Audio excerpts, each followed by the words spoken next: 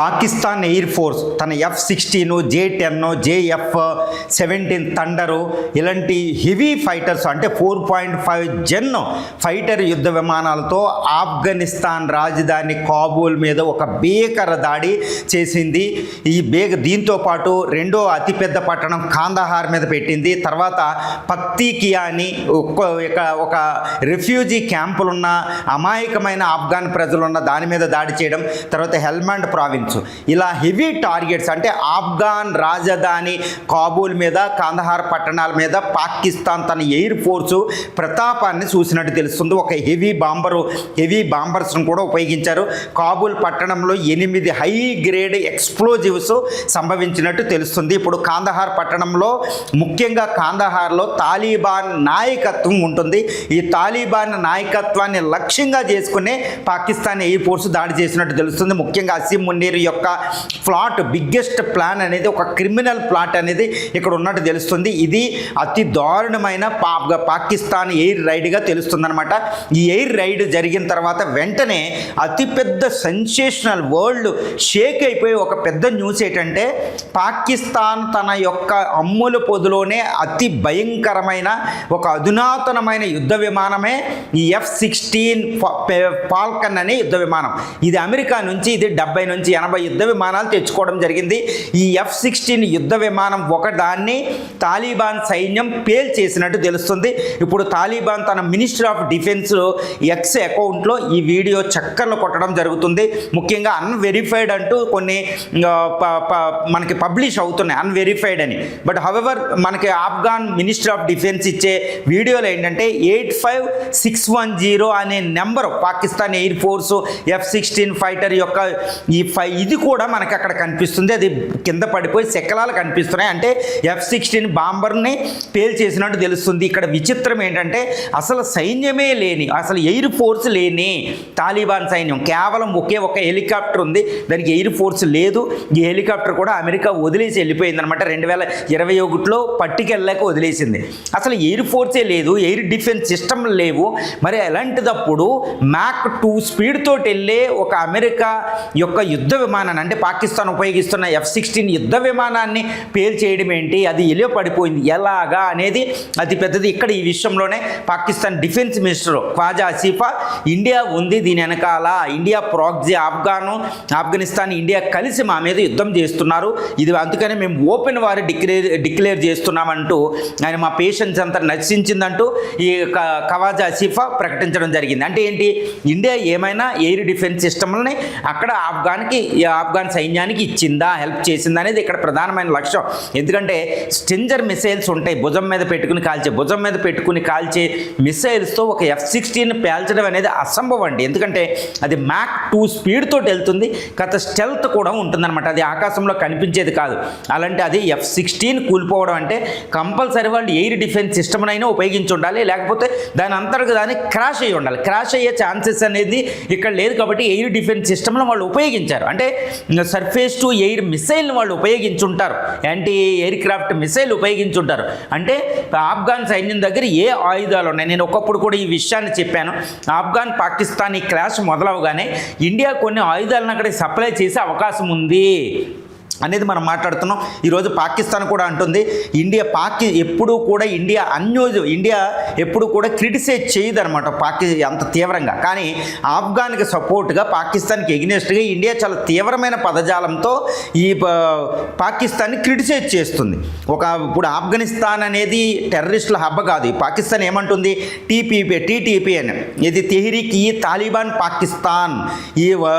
ఇది ఏంటంటే Afghanistan Helmont province గా, అదేవిధంగా కాందహార్ పట్టణాలను ఆసరా చేసుకుని పాకిస్తాన్లో నార్త్ వెస్టర్న్ ఫ్రాంటియర్ ప్రావిన్స్ లేదా పఖ్తూన్ఖ్వా అనే ప్రావిన్స్లో మీరు అల్లరి చేస్తున్నారు, ఇది ఇండియా ప్రోద్బలంతోనే అని మాట్లాడుతుంది. BLA కూడా ఇండియా సపోర్ట్ ఇస్తుంది అని పాకిస్తాన్ ఆరోపిస్తుంది. అంటే తాలిబాన్లు కూడా తిరస్కరిస్తున్నారు. ఏమనగా, మేము ఎవ్వరికి BLA బెలూచిస్తాన్ లిబరేషన్ ఆర్మీకి కానీ TTPకి కానీ మేము ప్రమోట్ చేయడం లేదు, నువ్వంతా తప్పు చేస్తున్నావు, నీ టెర్రరిస్టుల్ని నువ్వు పెంచుకున్నావు, నీ ప్రాబ్లం నువ్వు నువ్వు చూసుకోవాలి. ఇదే ఇండియా కూడా సమర్థిస్తుంది. తర్వాత తాలిబాన్ నాయకత్వం కూడా ఇండియా వచ్చేయాలడం. ముత్తాకి విదేశాంగ శాఖ మంత్రి వారం రోజులు భారత్లో పర్యటించడం, కామర్స్ మినిస్టర్ పర్యటించడం, ఆఫ్ఘన్కి అన్ని సహాయాలు చేయడం. ఈరోజు ఆఫ్ఘనిస్తాన్ తాలిబాన్ ప్రభుత్వానికి ఇండియా మధ్య ఒక అద్భుతమైన సంబంధ బాంధవ్యాలు ఉన్నాయి. ఇదే సందర్భంలో పాకిస్తాన్ ఏంటంటే మేము క్రియేట్ చేసిన తాలిబాన్ మా మాట వినకుండా ఇండియా మాట వినడమా అనేది ఒక అసూయ ఉంది. ఇప్పుడు పాకిస్తాన్ నాయకత్వం ముఖ్యంగా ఆర్మీ జనరల్ అసీం మున్నీర్ ఏంటంటే ఫీల్డ్ మార్షల్ అసీం మున్నీర్ తాలిబాన్కి మంచి లెసన్ ఇవ్వాలనుకుంటూ ఆయన వైమానిక దాడి చేయడం జరిగింది. ఇది వైమానిక దాడి ఫిబ్రవరి 26వ తారీఖు గురువారం రాత్రి జరిగింది. కానీ దీనికి ముందు ఫిబ్రవరి 22వ తారీఖును కూడా ఈ పాకిస్తాన్ వైమానిక దాడి చేయడం జరిగింది. దానికి ప్రతిస్పందనగా ఆఫ్ఘాన్ తాలిబాన్ సైన్యం సుమారు 80,000 మంది డిఫెన్స్ ఫోర్సెస్ ఉంటాయండి. వీళ్ళు ఈ పక్తీకియా తర్వాత కాందహారి ఈ జోరాన్ లైన్ వెంబడి వాళ్ళు తీవ్రమైన దాడి చేయడం జరిగింది పాకిస్తాన్ మీద. అది కూడా వైమానిక దాడికి ప్రతిస్పందనగా. ఈ వైమానిక దాడి ఫిబ్రవరి 22 వైమానిక దాడి ఎందుకు చేసిందంటే ఫిబ్రవరి 6వ తారీఖున ఇస్లామాబాద్లో మనకేంటంటే ఈ కుబ్రా అంటే షియా మాస్క్లో బాంబు దాడి జరిగింది. ఈ బాంబు దాడిలో ఒక 30 మంది చనిపోవడం, 170 మంది గాయపడడం జరిగింది. పాకిస్తాన్ వణికిపోయిందనమాట. ఇది పాకిస్తాన్ రాజధానిలో బాంబు. దీని వెనకాల TTP Taliban Tehrik Taliban Pakistan అనేది ఉంది కాబట్టి మేము వైమానిక దాడి చేస్తామని చేసింది. కానీ దీనికి ప్రతిస్పందనగా ఆఫ్ఘాన్ సైన్యం దాడిలో మొత్తం 17 మంది పాకిస్తాన్ సైన్యం చనిపోయింది. ఇంకొక 15 మందిని పట్టుకోవడం జరిగింది. 2 బేసెస్ నాశనం చేయడం జరిగింది. 15 అవుట్ పోస్టులు పాక్ ఆర్మీ అవుట్ పోస్టులని సర్వనాశనం చేయడం జరిగింది. సుమారు 12 ట్యాంకులు కోల్పోవడం కూడా జరిగింది. ఈ విషయాన్ని పాకిస్తాన్ కూడా ఈ విషయాన్ని ఒప్పుకోవడం జరిగింది కాస్త తక్కువ మొత్తంలో. అంటే ఏంటి, ఆఫ్ఘాన్ అతిపెద్ద దాడి చేసింది. దీనికి ప్రతిస్పందనగా ఈ గురువారం ఫిబ్రవరి 26వ తారీఖున వైమానిక దాడి కాందహారు ఇటు కాబూల్ పట్టణాల మీద చేసింది. ఇది ఇక్కడ ఏంటంటే తాలిబాన్ నాయకత్వాన్నే టార్గెట్ చేసుకుని పాకిస్తాన్ చేసింది. ఇప్పుడు ఏంటంటే బొగ్గుమంటుంది మొత్తం ఎంటైర్ జోరాన్ ఇక్కడ మనకి బల్టిస్తాన్ పిఓకే నుంచి ఇటు కింద ఇరాన్ వరకు 2640 కిలోమీటర్ల పొడవైన జోరాన్ లైన్. ఇది మౌంటైనియస్ టెరిటరీ అంటే మౌంటైన్స్ అంటే హిందూ కుష్ మౌంటైన్స్లో ఉంటుంది అనమాట. కెద్దార్ మౌంటైన్స్లో ఈ యొక్క బౌండరీ లైన్ వెంబడి ఈరోజు ఆఫ్ఘన్ సైన్యం చాలా స్ట్రాంగ్గా ఉంటుంది. ఇది మొత్తం పాకిస్తాన్ ఆర్మీని పరుగులు పెట్టిస్తుంది అని తెలుస్తుంది. పాకిస్తాన్ సైన్యం అక్కడ తట్టుకోవడం అంత ఈజీ కాదండి. ఎందుకంటే ఆఫ్ఘనిస్తాన్ ఈరోజు 80,000 మందే ఉండొచ్చు. కానీ ఒక్క విషయాన్ని మర్చిపోకూడదు, 2001 నుండి 2021 వరకు 20 సంవత్సరాల పాటు వాళ్ళు అమెరికాతో పోరాడిన అనుభవం వాళ్ళకు ఉంది. తాలిబాన్ సైన్యానికి అమెరికా అగ్రరాజ్యం కూడా 2001లో అవమానకరంగా రిట్రీటెడ్ అనమాట ఆఫ్ఘనిస్తాన్కి తాలిబాన్కి వదిలేసి. అంటే అమెరికాని అడ్డించిన ఒక అనుభవం, అద్భుతమైన అనుభవం. ఆ అనుభవం ముందు పాకిస్తానీ ప్రొఫెషనలిజం కూడా పనిచేయదు. కాబట్టి పాకిస్తాన్ ఈరోజు తాలిబాన్ సైన్యం ముందు ఆ హిందూ కుష్ కిర్దార్ లాంటి మౌంటైనియస్ టెరిటరీలో అక్కడ ఉండడం అసంభవం. కాబట్టి పాకిస్తాన్కి ఇది బిగ్గెస్ట్ ఛాలెంజ్ అండి ఒక రకంగా ఇండియా పాకిస్తాన్ యుద్ధం కంటే. ఎందుకంటే ఇండియా బౌండరీ వెంబడి ఎల్ఏసి ఎల్ఓసి ఏజీపీఎల్లో ఈ 9J NJ 9848 ఈ యొక్క 3363 కిలోమీటర్ల బౌండరీ దగ్గర పాకిస్తాన్ ఈజీగా పోరాడింది. ఎందుకంటే అది అంతా అదే ప్రిపేర్ అయ్యింది, బంకర్లు నిర్మించుకుంది, అంతా రెడీ పెట్టుకుంది ప్లెయిన్ ఏరియాలో.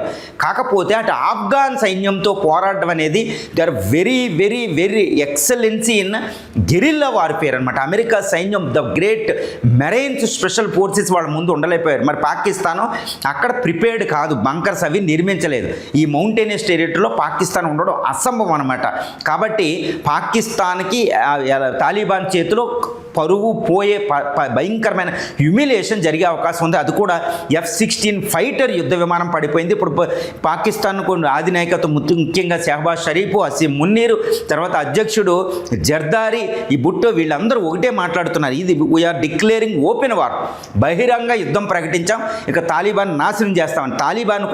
తాలిబాన్ నాయకత్వం పూర్తిగా వాళ్ళ మీద ఆపరేషన్ నిర్వహించడానికి వాళ్ళు కూడా వచ్చారు. ఒకప్పుడు గత అక్టోబర్లో 2025 అక్టోబర్లో అటు సౌదీ అరేబియా, UAE, ఖతార్ లాంటి దేశాలు, ఇస్లామిక్ దేశాలు మీడియేటింగ్ వచ్చి అంతకుముందు క్లాషెస్ ఆపడం జరిగింది, సీజ్ ఫైర్ టెంపరీ. కానీ ఇప్పుడు తాలిబాన్ ఏంటంటే సీజ్ ఫైర్ కూడా ఒప్పుకునే సందర్భం ఇక్కడ లేనే లేదు అన్నట్టు కనపడుతుంది. ఇప్పుడు యునైటెడ్ నేషన్స్ ఆర్గనైజేషన్, ఇరాన్, తర్వాత ఇస్లామిక్ కంట్రీస్, ఇండియా ఇవన్నీ పిలిపివ్వడం జరిగింది మీరు వెంటనే సీజ్ ఫైర్ చేసుకోమని. కానీ ఈ పోరాటం ఇమ్మీడియట్గా ఆగిపోయే పరిస్థితి ఇక్కడ ఇట్టి పరిస్థితుల్లో కనపడడంలా. పాకిస్తాన్ ఆర్మీని మాత్రం తాలిబాన్ ముప్పు తిప్పలు పెడుతుంది. ఈ తాలిబాన్ సైన్యంతో పాటు ఇక టీటీపీ తెహ్రీక్-ఈ తాలిబాన్ పాకిస్తాన్ వజిలిస్తాన్ ఈయన నేత ఏంటంటే ఈయన డైరెక్ట్గా అసీం మునీర్ని టార్గెట్ చేయడం, పాకిస్తాన్ ఆర్మీ డైరెక్ట్గా ఇస్లామాబాద్లో టార్గెట్ చేయడం. దీంతో పాటు అంటే ఆఫ్ఘాన్ సైన్యం 80,000 మందితో టీటీపీ సుమారు ఒక కొన్ని వేల మంది తెహ్రీక్-ఈ తాలిబాన్ వర్గం, దీంతో పాటు బలూచిస్తాన్ లిబరేషన్ ఆర్గనైజేషన్ BLA, ఈ ఫోర్సెస్ అన్నీ పాకిస్తాన్లో నార్త్ వెస్టర్న్ ఫ్రాంటియర్ ప్రావిన్స్ అంటే ఖైబర్ పఖ్తూన్ఖ్వా పస్తూన్స్ ఎక్కువది ఈ ఏరియాని ఆఫ్ఘాన్ క్లైమ్ చేయడం. దాంతోపాటు బలూచిస్తాన్ ఈరోజు ఇండిపెండెన్స్ కోరుకుంటుంది. అంటే పాకిస్తాన్లో సగం పైన టెరిటరీలో ఇక్కడ తీవ్రవాద వర్గం పెరుగుతుంది. ఆఫ్ఘాన్లో జోరాన్ లైన్ వెంబడే ఉంటే వీళ్ళు బలూచిస్తాన్లో నార్త్ వెస్టర్న్ ఫ్రాంటియర్ ప్రావిన్స్ అంటే 60% పాకిస్తాన్ టెరిటరీలో వీళ్ళు స్వతంత్రం కోసం పోరాడతారు. అంటే ఏంటి, పాకిస్తాన్ బొగ్గుమంటది, ఒక పక్కన సివిల్ వారు, ఒక పక్కన బౌండరీ వారు. ఇది చాలా highly successful strategy of India. ఇంతవరకు ఇండియా డైరెక్ట్గా జోక్యం చేసుకోలేదండి. ఇంతవరకు ఏంటంటే మన బౌండరీ మీద మనల్ని అటాక్ చేస్తే 1965, 1947, తర్వాత 1999, 1971 రీసెంట్గా యుద్ధంలో కూడా వాళ్ళు అటాక్ చేసిన తర్వాత మనం అటాక్ చేసేవాళ్ళు. మనం we never intervene in to the others internal affairs, Panchsheel సూత్రాలు. కానీ ఇప్పుడు అజిత్ దోవాల్, ఇప్పుడు భారత నాయకత్వం ఏంటంటే పాకిస్తాన్ డైరెక్ట్గా అసీం మునీర్ నా జీవిత లక్ష్యమే మీ ఇండియా డివైడ్ చేయడం, to bleed India 1000 with 1000 cuts bleeding India అంటున్నాడు. కాబట్టి ఆయనకి అవకాశం ఎందుకు, అసలు మన మీదకి వచ్చే చూపించే అవకాశం ఏంటి అంటే తాలిబాన్ ద్వారా మనం ఏంటంటే దానికి పశ్చిమాన ఇంకొక ఫ్రంట్ ఓపెన్ చేసాం, లేకపోతే చైనాతో కలిసి మనతో 2 ఫ్రంట్ వార్ చేస్తాంట. బంగ్లాదేశ్ చైనాతో కలిపి 3 ఫ్రంట్ వార్కి వస్తుందంట.